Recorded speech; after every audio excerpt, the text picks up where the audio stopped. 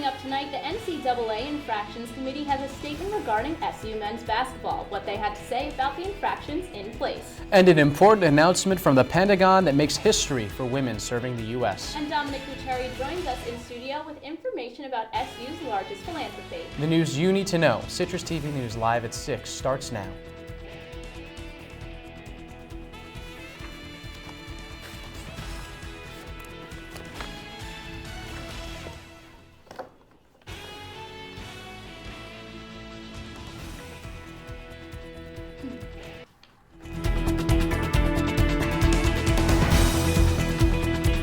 Well, good evening, and thanks for joining us. I'm Max Darrow. And I'm Jessica Mendelson. The verdict is in on Jim Boeheim's NCAA appeal. That's our top story.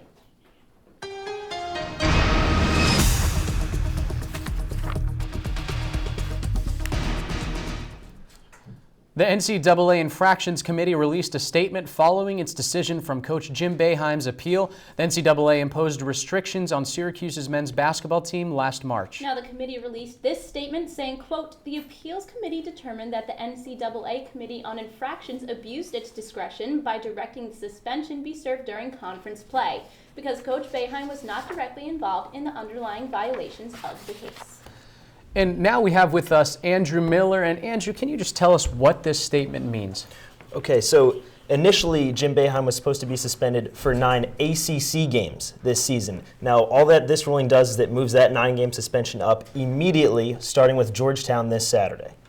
So now, what were the original sanctions that were in place, and how has that changed going forward? So originally on March 25th, the NCAA ruled against Syracuse that they should be losing 12 scholarships. Jim Boeheim would be suspended to 9 games, and they would have to pay back Big East money for 2011, 2012, and the 2013 tournaments. Now, the NCAA has ruled that Syracuse will only lose 8 scholarships over 3 seasons, and Jim Boeheim will have to move that 9-game suspension up, as we said, to Georgetown, and the money paid to the Big East, the NCAA ruled it was their mistake. Syracuse will not have to pay that money. So it's not as big of a deal as it was, but still a big deal. Still going to have a very big effect on the program. Well, there's 2 sides to this story. There's one side that Jim Boeheim will be able to coach more ACC games, but now all of a sudden this suspension starts in 2 days, which is a quick turnaround for Jim Boeheim to get his program set before he has to take his leave of absence. Great, Andrew Miller, thank you for being with us. And Andrew will have more on the sanctions. He'll also have the highlights from last night's game later in sports.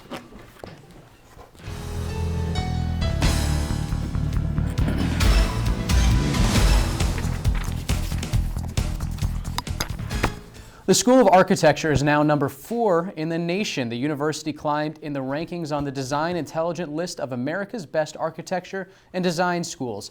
The Syracuse graduate program also moved up to number 11, the highest ranking ever for the master's program. The measures are based off of the surveys of professional firms and students in the schools. SU students should say goodbye to their favorite frozen yogurt shop. Yogurtland on Marshall Street is closing its doors. The frozen yogurt chain announced on its Facebook page that the store will close for good on December 19th. Until then, students can enjoy a discount. SU's largest philanthropy will take place for the second time this Saturday, December 5th. Joining us now in studio is Dominic Bucciari to talk about Autothon, a dance marathon that raised $84,000 for Golisano Children's Hospital last year. Dom, thank you for being with us. Thank you for having me. So can you give us an overview of what Autothon entails? Autothon is quite literally a 12-hour dance marathon where participants will fundraise and raise money and have people sponsor them while they dance for 12 hours to help the kids that really can't dance for themselves. So last year you danced your way to $84,000. What are you aiming for this year?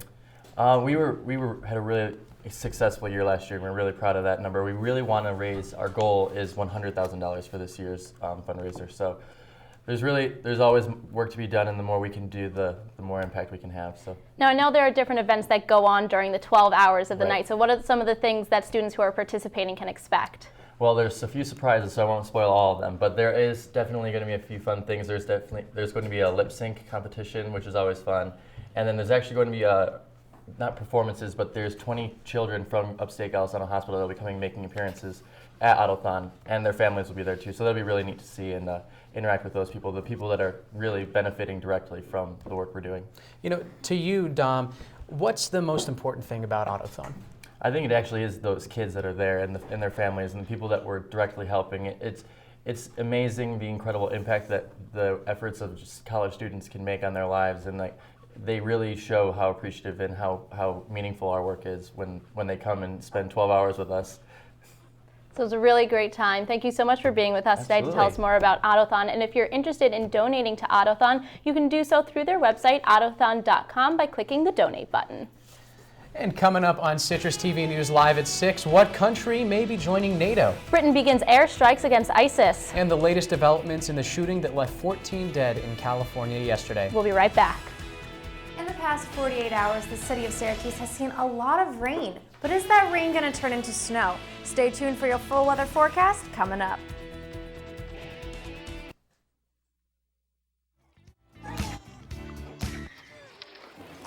Looks like it's done.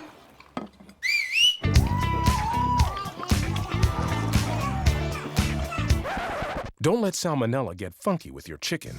On average, 1 in 6 Americans will get a foodborne illness this year. You can't see these microbes, but they might be there. So learn the right temperature to cook each type of meat. Keep your family safe at foodsafety.gov.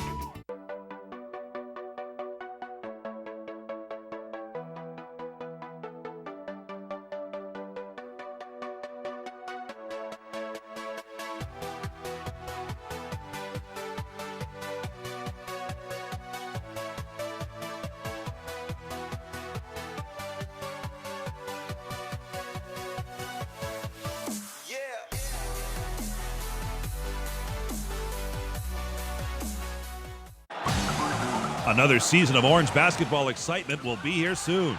Wisconsin, North Carolina, Notre Dame, and Pittsburgh are all due in the Dome. Will you be there when this happens? One, lets it go, hits! Will you be there when Dish happens? Will you be there when Swish happens? And Coach Q wants you there as well, as the women's team looks for its 4th straight NCAA tournament berth. Season tickets are on sale now at the Carrier Dome box office, Cuse.com, and 1-888-DOME-TICKS.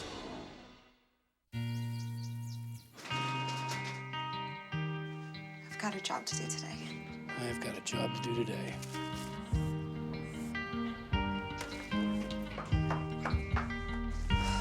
Have a good first day at work, Mom. Your donations to Goodwill fund job training programs right into your community. Feels good to start fresh, right? Sure does. And like that, you're a job creator.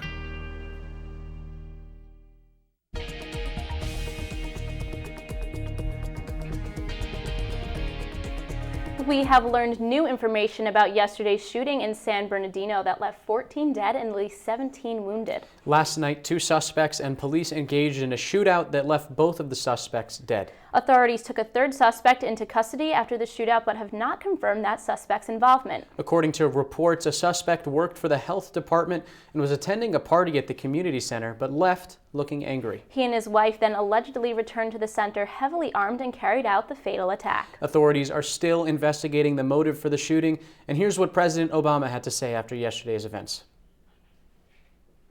We're going to have to, I think, search ourselves as a society to make sure that we can take basic steps that would make it harder, not impossible, but harder for individuals to get access to weapons. Defense Secretary Ashton Carter announced today that he is opening all jobs in combat units to women. The decision is 3 years in the making after research and debate about how women should be integrated. The decision opens the military's most elite units to women who can meet rigorous requirements. Carter said that the military is a joint force and his decision will apply to all services. This means that as long as they qualify and meet the standards, women will now be able to contribute to our mission in ways they could not before. And even more importantly, our military will be better able to harness the skills and perspectives that talented women have to offer. And Harvard College is ditching the title of House Masters due to concerns of possible slavery connotations. Princeton University actually is also changing the names of their leaders of the colleges to heads because of the same worry. The changes come amid recent protests on racial issues in college campuses nationwide. And moving to Chicago, Mayor Rahm Emanuel's job could be in jeopardy. Dashcam footage showing a white cop fatally shooting a black teenager 16 times was released last week, causing outrage and protests in Chicago. Emanuel dismissed Police Chief Gary McCarthy earlier this week for mishandling the case, but many feel it's not enough and are calling for Emanuel to step down. Despite the controversy, the mayor says he will not resign.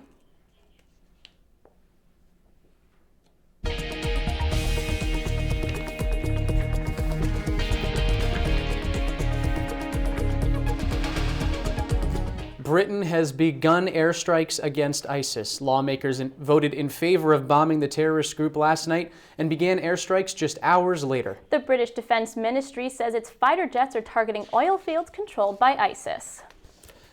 And double amputee Olympic star Oscar Pistorius has been found guilty of murder in the death of his girlfriend, Reva Steenkamp. Pistorius was previously convicted of lesser manslaughter charges and has been serving a house arrest sentence after spending a year in prison. An appeals court overruled and raised the charges to murder, which warrants a minimum sentence of 15 years. And investigators have used probability tools to narrow the flight path of missing Malaysian Airlines Flight 370. The analysis focuses on an area in the southern end of the current search zone. The Australian search team has already covered half of the highest priority areas, which are located off of the southwest coast of Australia in the Indian Ocean. And NATO has invited a new member country for the first time in 6 years. The small Balkan nation of Montenegro has been invited to the table, sparking an angry response from Russia. Kremlin spokesman Dmitry Petrov said Russia would retaliate if NATO continues to expand. Montenegro began the process of joining NATO 9 years ago. And coming up next, we will have a look at how this long rainy weather is going to stick around. And if you need something to watch tonight, we can give you an idea.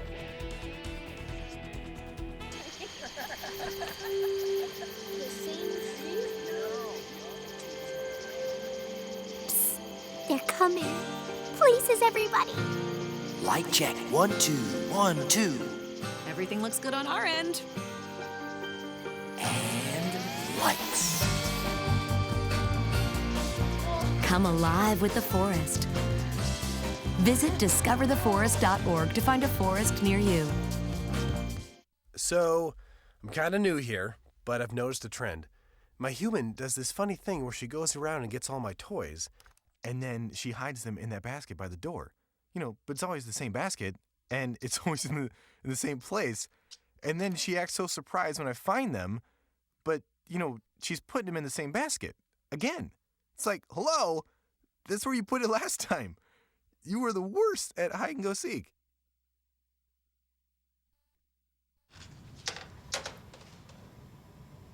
Wow, these are really good. You act surprised.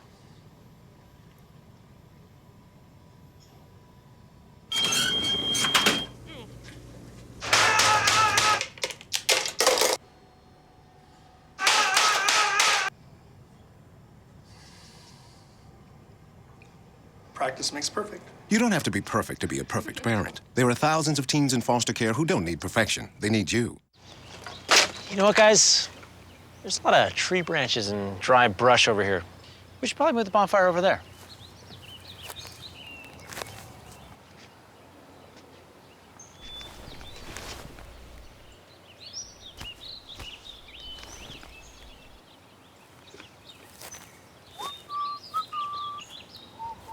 I'm guessing Smokey liked that idea.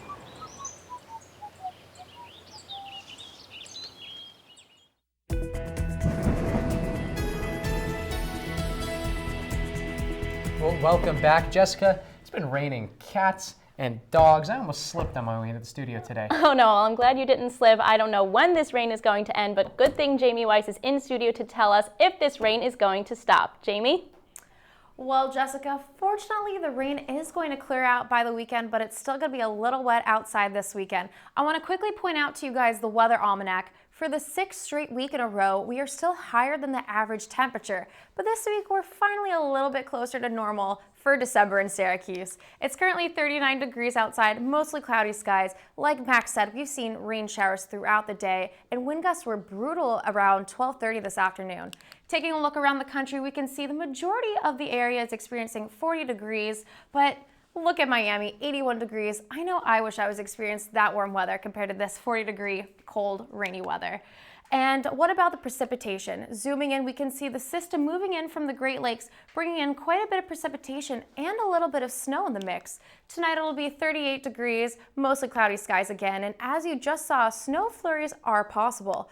Around the country, many cities will also be in the mid to low 30s and 40s. Miami, once again, being the exception. So tonight and tomorrow, make sure you wear a scarf and have a sweater handy in the morning. It'll be 45 degrees, completely overcast when we wake up tomorrow. And how much rain will we be receiving overnight? I'm predicting about an inch of precipitation. Majority of that should not be snow. So the big event this weekend that SU students are looking forward to is Autothon. Now while this 12-hour dance marathon is inside, you're going to want to wear layers when you come and leave this event. So Saturday at noon, it's going to be sunny, about 45 degrees. That sun's going to make it feel a little bit warmer, but it's going to be crisp and clear at midnight, 31 degrees. As for the rest of your 5-day forecast, there's going to be a lot more sun once we hit Friday. There's going to be a few clouds coming in Monday and Sunday. Sunday is going to be our warmest day, 52 degrees. Well, Jamie, with that 1 inch of precipitation tonight, what time do you think that that's going to be going until? Is it going to last until the morning? I think that rain is going to start anywhere between 9:30, and it'll probably go on and off until about probably 4:30, 5 in the morning. So a lot more rain. On and off. A lot more rain, but really only an inch. So it's going to be, you'll go outside, it'll be really wet 1 minute, you'll come back and it'll be dry. So hot and cold. So Jamie, winter is coming and you can feel it in the air, but we haven't seen really any snow yet. Are we going to see it at all this semester? I think we're going to see it at least once. Like I said, snow flurries are possible tonight. I'm not predicting it, but you can never be too sure when the snow is coming, when winter is truly coming. My guess is finally by the time most students leave campus for the holidays, we're finally going to see at least a dusting of snow. So with that dusting, we have seen some above average temperatures this season. So do you think we'll be having more rain, so some more good study weather for everybody during finals week? Some more good study weather.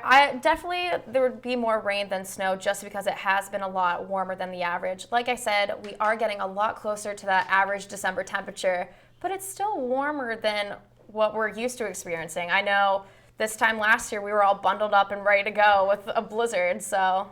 Well, Jamie, thanks so much for your update. Thanks. And the Center for Disease Control is investigating a dengue fever outbreak in Hawaii. Officials believe the virus was transmitted from outside the state by a specific type of mosquito. 117 cases of dengue have been confirmed in Hawaii since September. The illness usually occurs in Asia, Africa, the Caribbean, and the South Pacific. This is the first outbreak in Hawaii since 2011. And horrible smog is causing problems for Shenyang, China. The Chinese government considers 35 micrograms of pollutants to be a healthy maximum. Levels in Shenyang have reached 1,400, shocking even the Chinese government. Environmental experts say the main cause has been farmers burning stalks of crops after their harvest.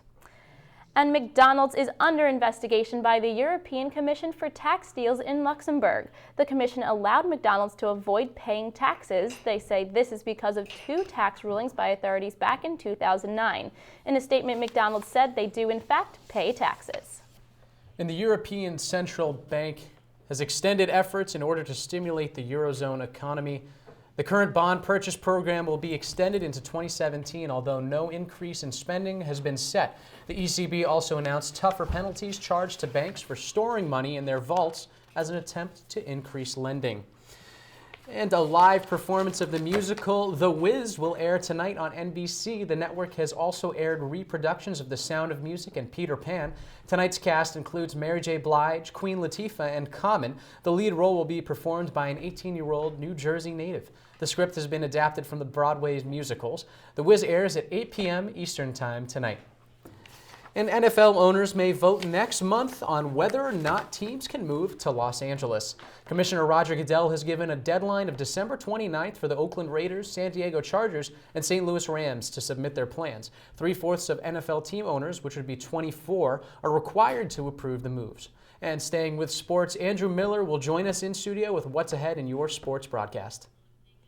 Up next in sports, we continue to break down the NCAA ruling as we give you also the highlights from last night's game.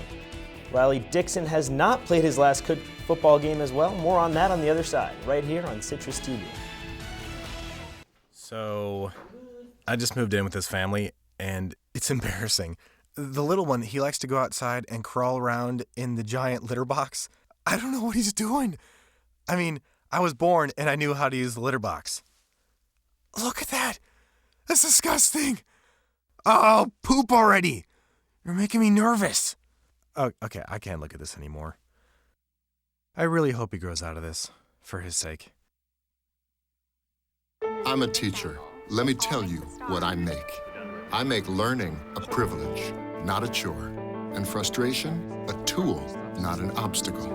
I make working hard seem easy and giving up impossible. I make an old subject feel like a fresh thought and unconventional methods common. I'm a teacher. I make more.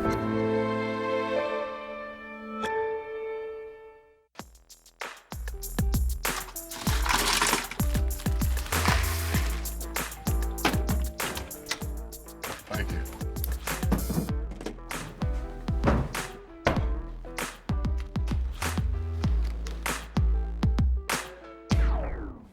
You got a king? Go fish! The smallest moments can have the biggest impact on a child's life.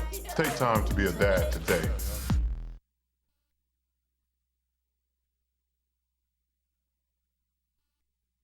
The NCAA ruled on Syracuse's appeal of Jim Boeheim's suspension this afternoon. Coach Boeheim will still have to sit out the next 9 games. The first game he will miss is on December 30th against Pittsburgh, and the 9th and the last game he will miss comes against Notre Dame on January 28th. For those 30 games, Boeheim will not be allowed any contact with any coaches or players. Assistant coach and head coach in waiting, Mike Hopkins, is in charge for the Orange during Boeheim's absence. Because his 9-game ruling is moved up, he will now be able to coach against UNC, Duke, and UVA, all currently top 10 teams in the AP poll. Twitter feeds flooded with opinions once the news came out. 2 ESPN personalities chimed in on the conversation. Analyst Seth Greenberg says, "I'm not a rocket scientist, but I don't think it would take me 2 months to realize I screwed up. The NCAA owes Boeheim an apology." Analyst Jay Billis also tweeted saying, "NCAA Appeals Committee delivers its simple ruling after 7 games played? Really? Boeheim's suspension should be over December 8th. December 8th marks the 9th game of the season for the Orange." Fan Kevin Fagel responded to Billis' tweet, replying, "NCAA motto, which should be relax. We move at a glacial pace." Coach Boeheim did coach last night's matchup against against Wisconsin. It took overtime, but the Badgers handed SU its first loss. Let's see how it went down in the Dome. On the first possession, first points of the game, Malachi Richardson beats the shot clock. That put the Orange up 3-0. But Wisconsin offense was the story of the first half. Vito Brown hits the quarter jumper. Badgers lead 16-14 with 9 minutes left in the first. Still in the first half here. Ethan Happ gives the ball, gets it right back in the paint, lays it in. Syracuse would have to wait till the second half to get going. Right here, they feed it Ben and Jay to Tyler Lyde in a quiet game with a little hook shot there. 41-35. After this 3 from Trevor Cooney, he finds the bottom of the net. That one was pure. But Bronson Koenig hits a 3-pointer for Wisconsin to tie the game at 53. We have overtime in free basketball. Ethan Happ inbounds the ball. He gets it right back. Slam dunks, put the game away for Wisconsin. They would go on to win 66-58. Andrew Morris has more. Along with 15 missed free throws and many other shots that helped Wisconsin hand SU its first loss of the season. Both Coach Boeheim and the team think these missed chances need to be fixed quick moving forward. Had great opportunities to keep the lead, and when you miss those, you give that other team a chance. They're going to make it eventually. We learned a lot from this game tonight, like we did the last couple games, and it's a shame that we couldn't pull it out at the end when we had our chances. The Orange look to wipe this game from memory as they head to Georgetown to play in a game with many former Big East memories on Saturday. For CitrusTV, I'm Andrew Morris. Thanks to the 2 national championships for men's cross country and field hockey, Syracuse is number 1. They took over first place in the National Association of Collegiate Directors of Athletics Directors Cup standings. Points were awarded for postseason success. The women's cross-country team also contributed to SU's lead with their 12th place finish at Nationals. Men's soccer is the last fall team with a chance to extend the Oranges' lead. They play in the Elite Eight against Boston College Saturday at home. Raleigh Dixon's career is not over. Today he accepted an invitation to play in the East-West All-Star Game. This adds to an already impressive cabinet of awards for the fifth-year senior. This season, Dixon was already awarded the first-team All-ACC, and he's also a semifinalist for the Ray Guy Award, which is given to the best punter in college football. So, Coach Boeheim's absence this weekend against Georgetown, I know it's not a conference game, but it's a big emotional game for the Orange. Can you tell me, what do you think is going to happen? You know, it is a huge game, and it's almost a sellout. Georgetown will be playing in the Verizon Center, not their traditional home court, but where the Washington Wizards play, and Syracuse is still expected to show up because Mike Hopkins has been at the Syracuse program for plenty of years, and he's been ready to take over the reins for plenty of years. Now he'll have to wait another couple more years for full control, but he'll be in charge for the 9 games, and hopefully Syracuse can respond well. Well, Andrew, thank you for all of those sports updates. And coming up after the break, we'll take one last look at your weather. And it's Thursday. Find out which television phenomenon got its start today. Stay with us.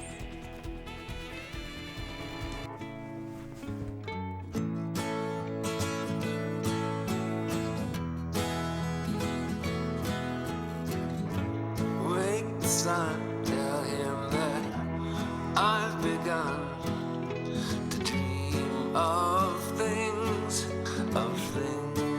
to come, and tell the trees not to look for me. I'm going to find some peace of mind. Wake the sun. Wake the sun, wake the sun, wake the sun.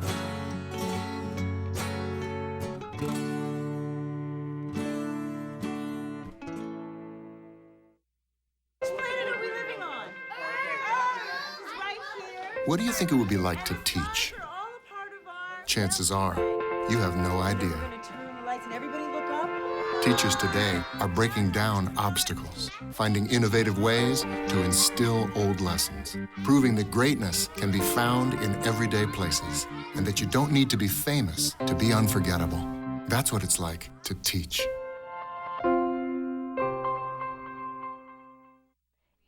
If you want more of Citrus TV, make sure to stay tuned on OTN after news at 6. Up next, catch all the highlights of every SU sport with On the Bench. And after that, get your entertainment news fix with Orange Zest. And don't forget our political talk show, Talking Points, is live at 7:30. Citrus TV is always on OTN through 8 p.m. following news at 6. Well, we are back with Jamie Weiss here. So it's our first weekend back at school in December, and there's no snow in sight. So what should we be wearing this weekend? Well, that's right. No snow. All of the rain's going to be gone after tonight. So you're just going to wear layers. It's going to be a high of 52 on Sunday. Other than that, it's going to be in the 40s. So bundle up, wear a scarf, wear a sweater. You should be fine. Well, Jamie, thank you so much. And today's Throwback Thursday takes us all the way back to 2009 when the first episode of The Jersey Shore aired on MTV. This is when we met Snooki, Pauly D, JWoww, and The Situation, and more, and a different taste of the Shore's lifestyle. The famous reality show ran for 6 seasons until 2012, but if you missed the show, you can still watch the British television version, The Jersey Shore. And fun fact, our executive producer, Carling Mott, is actually from The Jersey Shore. Well, that is all the time we have tonight. I'm Jessica Mendelson. And I'm Max Darrow. Good night.